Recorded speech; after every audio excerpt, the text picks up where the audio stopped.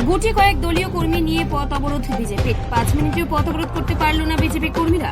বিজেপিকে তীব্র কটাক্ষ তৃণমূলের। আর্যিকর ঘটনার বিরুদ্ধে প্রতিবাদ জানিয়ে এবং দোষীদের কঠোর শাস্তির দাবি জানিয়ে গোটা রাজ্য জুড়ে 12টা থেকে 1টা পর্যন্ত 1 ঘন্টা পথ অবরোধ কর্মসূচি গ্রহণ করেছে রাজ্য বিজেপি নেতৃত্ব। রাজ্য বিজেপির নির্দেশ মতোই বাঁকুড়া জেলার পাত্রসায়ের ব্লকের কাকরডাঙ্গা মোড়ে গুটি কয়েক বিজেপি কর্মী পথ অবরোধে সামিল হন। 5 মিনিট হওয়ার আগেই তাদের সেই পথ অবরোধ উঠে গেল। পুলিশ এসে বিজেপির পথ অবরোধ তুলে দেয়। বিজেপির এই কর্মসূচিকে তীব্র কটাক্ষ করেছে শাসক দল তৃণমূল কংগ্রেস। একটা নৃশংসভাবে একটা মেয়েকে যেভাবে হত্যা করলো, তার প্রমাণ লোপাট করলো, তার প্রমাণ মানে মানে উধাও করে দিল, তারপরে সিবিআই ইনভেস্টিগেশনে তুলে দিল, তারপর মুখ্যমন্ত্রীর প্রচারে নামছে। আর মুখ্যমন্ত্রীকে আমি একটা প্রশ্ন করতে চাই, মুখ্যমন্ত্রী কার বিরুদ্ধে পদে নামছে? মুখ্যমন্ত্রীর কার কাছে বিচার চাইছে? আজকে 5টা দিন সময় পাওয়ার পর একটা রাজ্যের মুখ্যমন্ত্রী যদি না এর বিচার করতে পারে, তাহলে ওনার পদ থেকে পদত্যাগ করাই দরকার। অচল মুখ্যমন্ত্রী আমাদের রাজ্যে না থাকার থেকে না থাকা অনেক ভালো, কানা ঘোরা থেকে শূন্য গলা অনেক ভালো।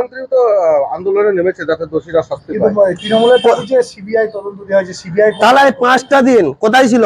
আজকে এক ম্যাম বলেছেন খাকি উর্দিটা পরে যে আমরা 50 ফুটের একটা মানে রুমটা ওনারা 40 ফুট মানে 40 ফুট থেকে মানে ওনারা কভার করেছেন, 10 ফুট ছেড়ে দিয়েছে। আর অথচ আমরা সোশ্যাল মিডিয়ার মাধ্যমে কি দেখতে পাচ্ছি যে লাস্টের কাছে যে ক্যামেরা ছবি তুলছে, ওদের কোনো তার জোয়াতারা যে ওইখানে রয়েছে, তাহলে প্রমাণগুলো পাবে কোথায়? আপনাদের কর্মী নেই বলেই কি আপনারা 5 মিনিটের বেশি পথ অবরোধ করতে পারলেন না? কর্মী আমাদের অসংখ্য, ঠিক আছে। দেখা গেল না সেইভাবে আজকের এই কর্মসূচি। আজকে দেখুন পাত্রসারে যেভাবে তৃণমূলের কর্মীরা ভোটের ইলেকশনের পর যেভাবে সন্ত্রাস চালিয়েছে, যেভাবে অফিস ঘর দুয়ার বাড়ি ভাঙচুর করেছে, যেভাবে মানুষদেরকে ঘর ছাড়া করেছে, সেটা এখানে প্রশাসনে জানতে কিছুই বাকি নেই। প্রশাসন এখানে সবকিছু দেখে শুনে নীরব। আপনার নাম পরিচয়? অনুপ ঘোষ, পাত্রসার মন্ডল প্রেসিডেন্ট। দেখুন, একটা কথা বলি, শান্ত পশ্চিমবাংলাকে যেভাবে অশান্ত করার ঘৃণ্য প্রচেষ্টা বিজেপি দল নিয়েছে, একটা বাজে ঘটনা, একটা নক্কারজনক ঘটনা, একটা ধিক্কারজনক ঘটনা, যার প্রতিবাদে মুখ্যমন্ত্রী বলেছেন দোষীর ফাঁসি চাই, দৃষ্টান্তমূলক শাস্তি দরকার।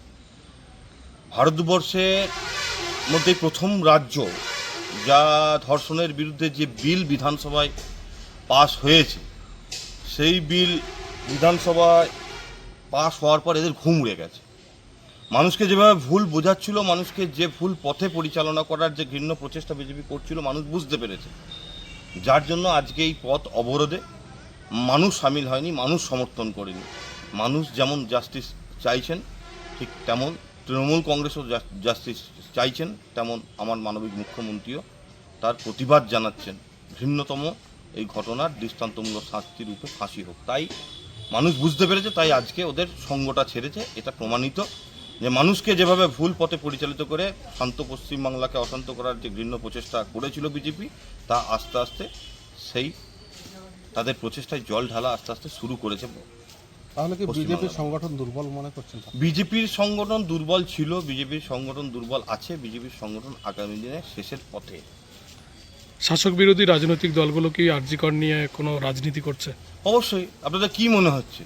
সবাই বলছে we want justice, we want justice, we want justice. আমিও বলছি আই ওয়ান্ট জাস্টিস। আমি বিচার চাইছি সিবিআই এর কাছে। তদন্তভার, তদন্তের দায়িত্ব সিবিআইকে দেওয়া হয়েছে। উই ওয়ান্ট জাস্টিস বলে পিছন থেকে আবার কেউ বলছে দফা এক দাবি এক, মুখ্যমন্ত্রীর পদত্যাগ। রাজনীতির অঙ্কটা পুরো স্পষ্ট। আপনার নাম পরিচয়? সুব্রত দত্ত, সভাপতি, বিষ্ণুপুর সাংগঠনিক জেলা তৃণমূল যুব কংগ্রেস।